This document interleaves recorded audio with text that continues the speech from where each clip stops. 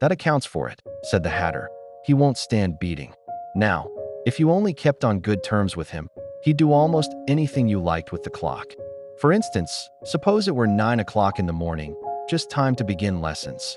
You'd only have to whisper a hint to time, and round goes the clock in a twinkling. 1:30, time for dinner." "I only wish it was," the March Hare said to itself in a whisper. "That would be grand, certainly," said Alice thoughtfully. "But then, I shouldn't be hungry for it, you know." "Not at first, perhaps," said the Hatter. "But you could keep it to 1:30 as long as you liked." "Is that the way you manage?" Alice asked. The Hatter shook his head mournfully. "Not I," he replied. "We quarreled last March, just before he went mad, you know," pointing with his teaspoon at the March Hare. "It was at the great concert given by the Queen of Hearts, and I had to sing. 'Twinkle, twinkle, little bat, how I wonder what you're at.' You know the song, perhaps." "I've heard something like it," said Alice. "It goes on, you know," the Hatter continued, "in this way.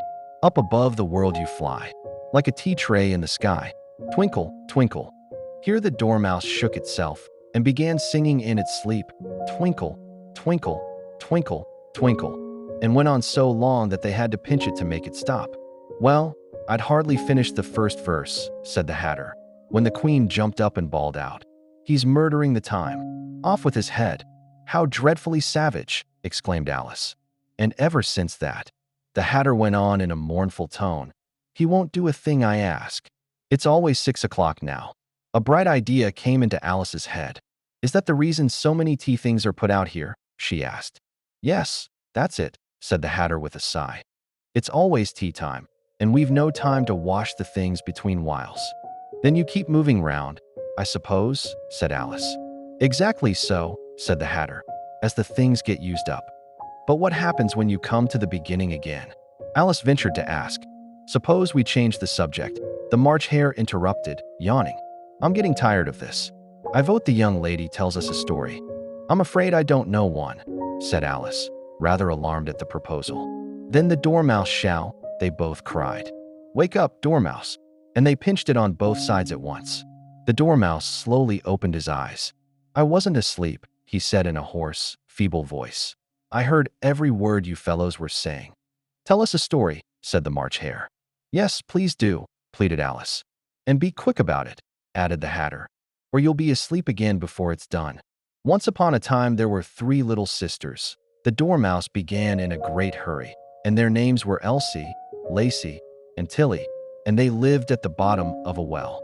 "What did they live on?" said Alice, who always took a great interest in questions of eating and drinking. "They lived on treacle," said the Dormouse, after thinking a minute or two. "They couldn't have done that, you know," Alice gently remarked. "They'd have been ill."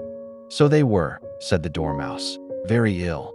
Alice tried to fancy to herself what such an extraordinary way of living would be like, but it puzzled her too much, so she went on.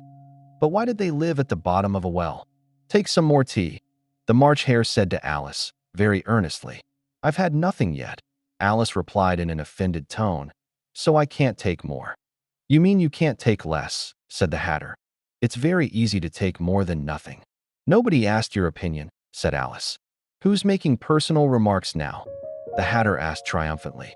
Alice did not quite know what to say to this, so she helped herself to some tea and bread and butter, and then turned to the Dormouse and repeated her question. "Why did they live at the bottom of a well?" The Dormouse again took a minute or two to think about it, and then said, "It was a treacle well. There's no such thing." Alice was beginning very angrily, but the Hatter and the March Hare went sh, and the Dormouse sulkily remarked, "If you can't be civil, you'd better finish the story for yourself." "No, please go on," Alice said very humbly. "I won't interrupt again. I dare say there may be one."